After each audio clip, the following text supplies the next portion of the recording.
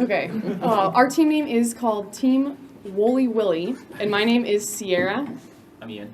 I'm Nick. I'm Julian. I'm Trent. Please enjoy our elevator pitch video. Plastic pollution in our oceans is a serious and urgent issue threatening our environment.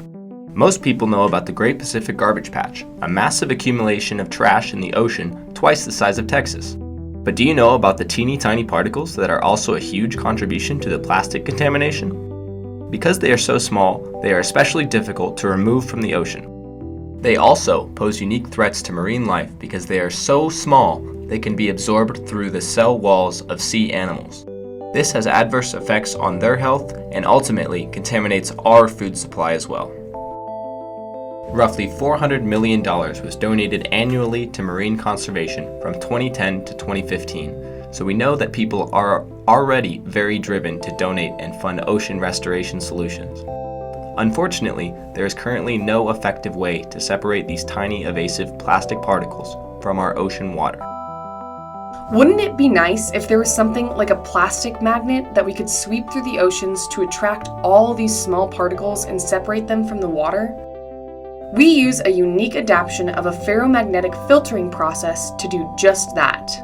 Now, we will show you how Wooly Willy can help us improve the health of our oceans and marine life and prevent toxic contamination of our own water and food supply.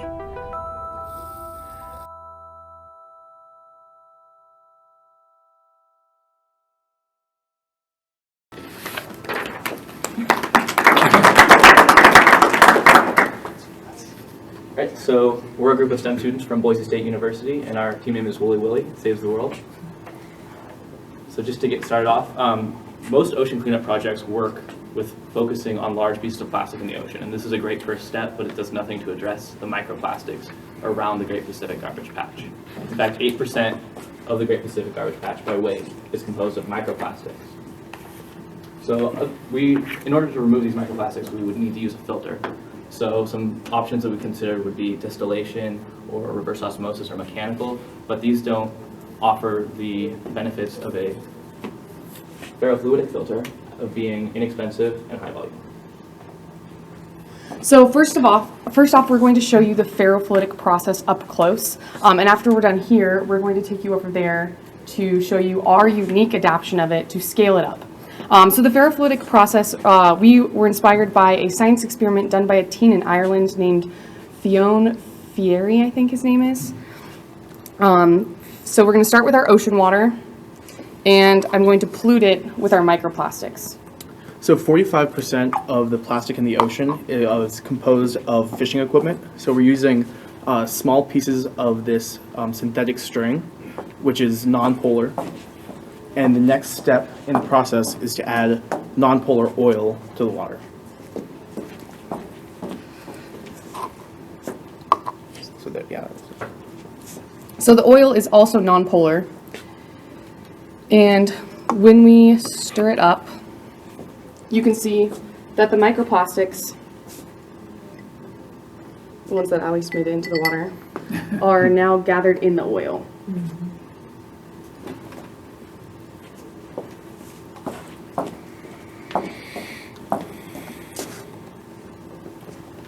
Because of their non-polarity.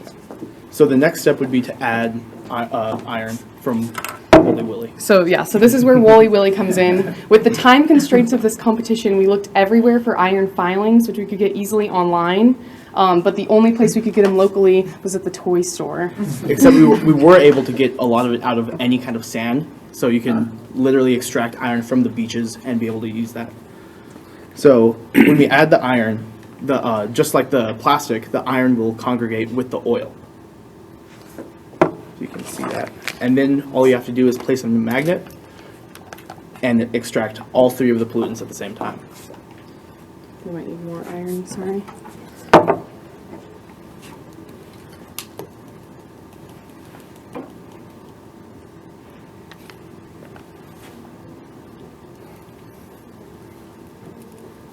So part of the problem here is that this is not a very fine grain of iron, and what we actually were able to extract from sand, it works a lot better in actually making a ferrofluid.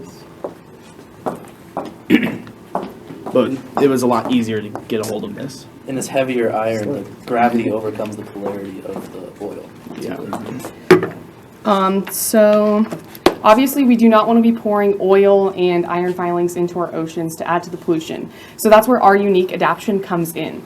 Trent, do you want to take it over? And we brought our extra Wooly Willies for you So this guys. is our static display of how a microplastic ferrofluidic filter can potentially be scaled up and used in an industrial style process. The first step is dirty ocean water contaminated with microplastics, but filtered of macroplastic and larger objects come through here, coming into the ferrofluid that's waiting and bubbling and mixing, waiting for it. It mixes here where the ferrofluid binds to the microplastics, where it flows down over this wheel. The wheel is magnetic, so the ferrofluid and the microplastic bind to the wheel, coming across here, allowing clean water to flow over into this container.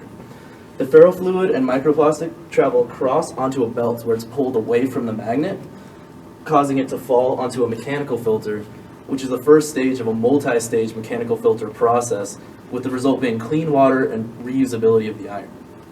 Nick? Annually, there's a $400 million ocean cleanup industry. With all that money, you would think someone would have a solution, but no one does yet. And so that's where our solution comes in, where we use our ferrofluidic filter device to filter out ocean plastics to combat microplastics in the ocean as a whole. Thank you.